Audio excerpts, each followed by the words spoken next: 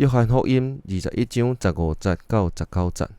15节，因食早顿了后，耶稣问西门彼得：约翰的囝西门，你有听我赢过食的无？伊应讲：主啊，有，你知我有听你。耶稣甲伊讲：养饲我的羊仔囝。耶稣第二遍问伊讲：约翰的囝西门，你有听我无？伊应讲：主啊，有，你知我有听你。耶稣甲伊讲：牧养我的羊。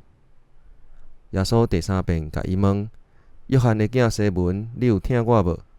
彼得因为耶稣第三遍问讲：你有听我无？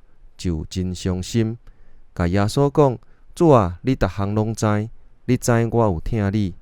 耶稣就甲伊讲：养饲我的羊。